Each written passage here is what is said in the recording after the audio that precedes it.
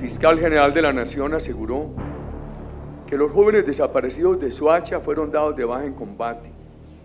No fueron a recoger café, iban con propósitos delincuenciales y no murieron un día después de su desaparición, sino un mes más tarde.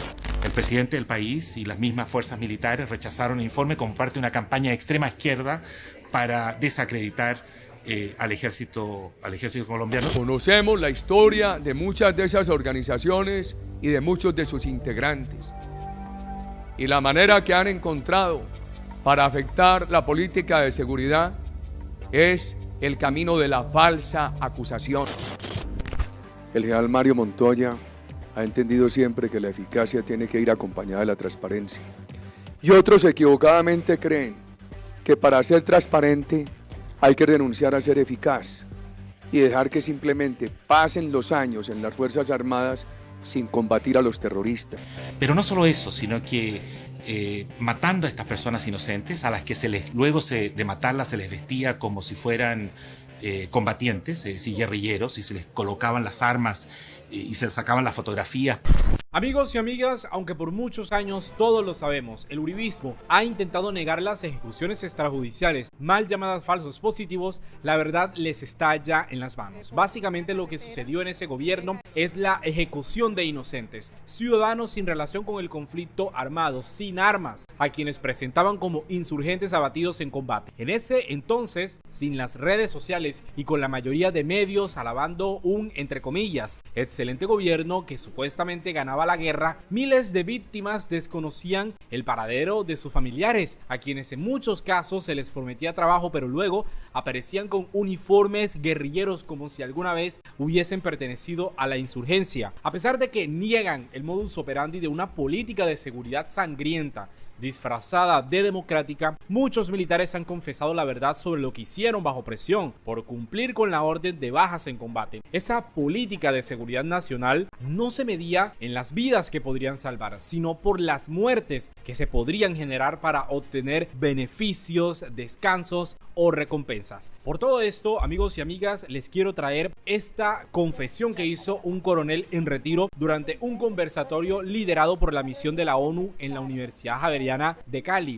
Allí el excomandante de la Fuerza de Tarea Sucre, el coronel en retiro Luis Fernando Borja, uno de los principales responsables de ejecuciones extrajudiciales, aseguró contundentemente que aunque la JEP ha documentado preliminarmente una cifra de aproximadamente 6.402 personas asesinadas, en realidad serían más de 10.000 casos de falsos positivos. Vamos a escuchar lo que dijo este coronel.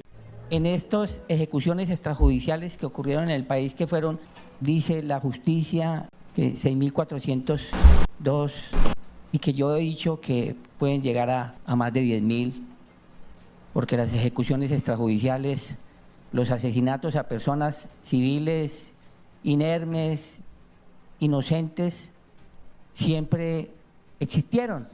Lo que este posible criminal de guerra está sugiriendo que esa cifra presentada por la JEP, que muchos no les gusta, que los defensores del negacionismo sobre las ejecuciones extrajudiciales intentan borrar de la historia del país, no aceptar la responsabilidad que tuvieron, lo que se está diciendo que esa cifra podría ser muchísimo mayor porque no siempre se reportaba las bajas en combate. En ese entonces la política se enfocaba en presentar resultados de guerrilleros muertos y no buscaban entonces terminar la guerra, sino alimentarla. Por eso, en esta confesión que está haciendo el coronel en retiro, también hace poquito estuve leyendo con relación a este personaje, que él afirma que siempre estuvo preparado para la guerra, nunca estuvo preparado para la paz. Aún así, este país ni siquiera con esta confesión que hace y que han hecho otros militares, ha respetado las reglas que irónicamente rigen las guerras. Porque es una tragedia humana lo que se ha hecho en este país con los falsos positivos. Un fracaso como nación y un daño de proporciones colosales. Vamos a seguir viendo lo que dice este coronel.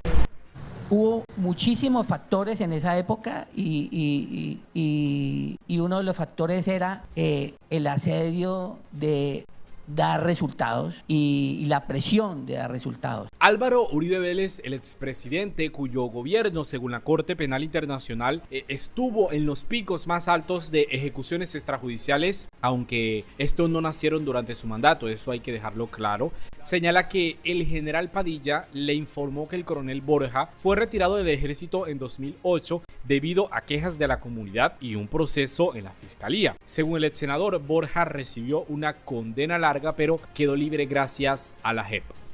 Uribe también está diciendo en este trino que les estoy leyendo que ahora, en compañía de Rodrigo Londoño, antiguo jefe de las FARC, quiere ocultar sus delitos tras supuestas presiones. Debe recordarse que en nuestro gobierno las Fuerzas Armadas protegieron a todos los colombianos, gobernantes, opositores, empresarios, trabajadores, líderes sociales, etc. Al menos este último párrafo realmente me parece un monumento a la hipocresía y a una afrenta contra la verdad, porque si vamos a hablar de la protección de los colombianos, no resultó así, porque jóvenes y ciudadanos desarmados fueron asesinados por el Estado colombiano, en complicidad también con los paramilitares. Y si también se dice que protegió a opositores políticos, eso es realmente falso. Se sabe que las chuzadas del DAS estuvieron presentes durante su gobierno y este país debería reconocer y saber que eso sucedió, porque así podemos avanzar hacia la verdad que este país tanto necesita. Pero tampoco sorprende que el expresidente Uribe ataque a quienes revelan la verdad sobre los falsos positivos, pues forma parte de su discurso de distorsionar la historia de estas ejecuciones, porque él ha insistido hasta el cansancio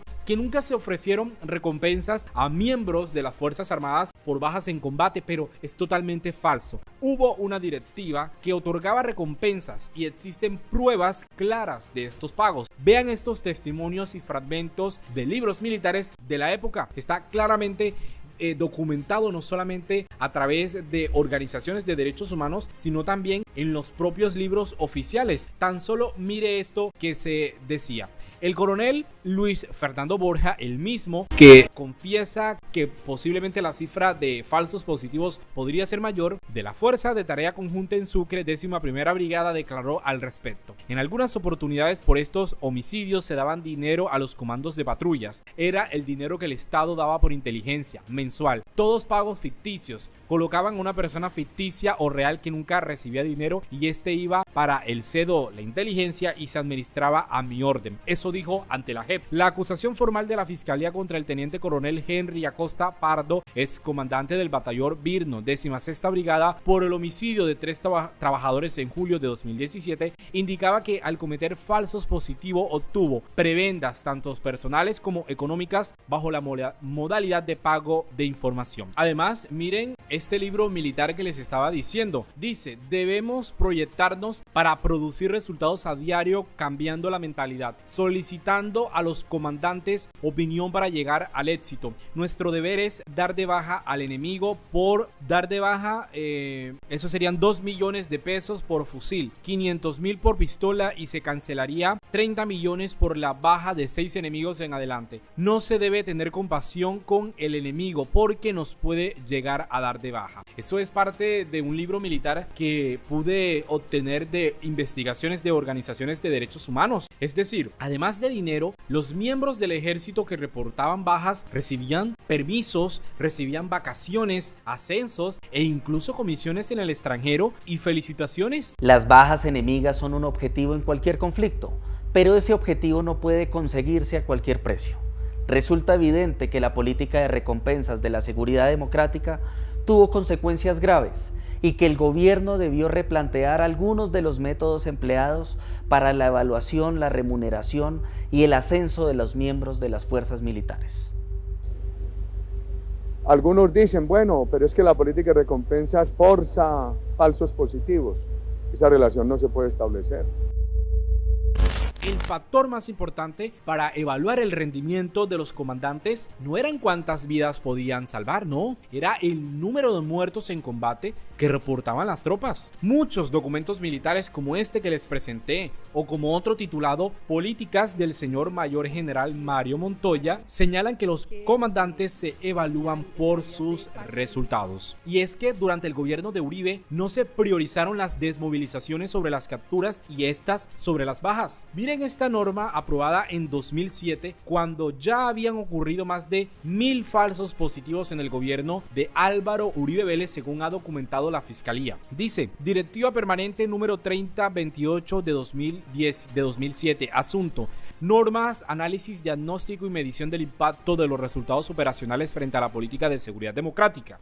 Al señor Mayor General Eduardo, Inspector General de Fuerzas Militares. La finalidad: privilegiar como medición de los resultados operacionales las desmovilizaciones colectivas e individuales sobre las capturas y de estas a su vez sobre las muertes en combate, y dar mayor valoración a las muertes en combate cuando se trate de cabecillas, lo cual contribuirá de manera eficaz a los objetivos de la política de seguridad democrática. Si usted no ha cambiado su opinión sobre las políticas de seguridad de Uribe, vale la pena replantearse esa posición, porque con todo lo revelado hay un serio problema. Las pruebas están ahí y corroboran las nefastas políticas detrás de los falsos positivos. La pregunta es si los generales que diseñaron y ejecutaron estos perversos incentivos responderán alguna vez ante la justicia, sobre todo por aquellos que no hicieron nada, porque durante la presidencia Uribe recibió múltiples y creíbles reportes sobre los falsos positivos, pero decidió creer en los militares que lo negaban. Hasta 2007 prácticamente se tomaron solamente las medidas que tenían que hacerse ante estos aberrantes crímenes.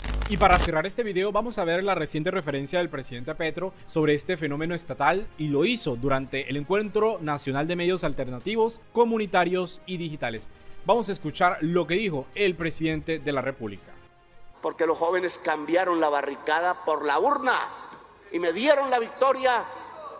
De 18 a 22 años, 1 millón de jóvenes, hombres y mujeres, me dio la victoria, porque no querían más masacre, no querían más asesinato, no querían más un país hundido en la muerte, dictaminada desde el poder, como dictaminaron que 6.402 jóvenes fueran acribillados con las balas del Estado, solo porque eran jóvenes y solo porque querían un aplauso popular, mostrándolos como guerrilleros dados de baja. Qué manipulación tan salvaje ha tenido el pueblo de Colombia. Y le pusieron falsos positivos para que la gente no entienda que su juventud son sus hijos asesinados con armas compradas con los impuestos públicas, que están al servicio de los derechos y no de la muerte, que fueron asesinados uno tras otro, 6.402, solo para que un presidente tuviera el respaldo popular diciendo que había acabado a sus enemigos, las FARC. En conclusión, amigos y amigas, los falsos positivos no son simplemente un episodio oscuro de nuestra historia, sino una tragedia humana de enormes proporciones que expone los fallos profundos en las políticas de seguridad que han perdurado en este país. La insistencia en negar estas ejecuciones extrajudiciales y manipular la narrativa sobre las recompensas, los beneficios que otorgaban a los militares que reportaban bajas en combate, están reflejando un esfuerzo deliberado por distorsionar la verdad. Los testimonios, las evidencias y las investigaciones reveladas no solo por la JEP, sino por las organizaciones no gubernamentales y los organismos internacionales no dejan espacio para la duda. Detrás de esa política de seguridad se gestaron crímenes atroces bajo la presión de cumplir metas en una guerra que, más que buscar la paz, parecía querer perpetuarse. Vamos a dejar hasta aquí este video. De verdad, muchísimas gracias a los que llegan hasta el final.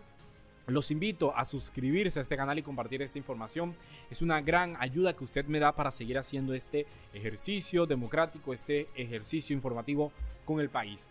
Activen las notificaciones, eso significa que cada vez que suba un video, YouTube le va a avisar. Deje sus opiniones, abramos el debate sobre lo que pasa en el país, para que tomemos las mejores decisiones en un futuro y no volvamos a la historia donde privilegiaban la muerte sobre la vida. De verdad, mil gracias, nos vemos en una próxima oportunidad.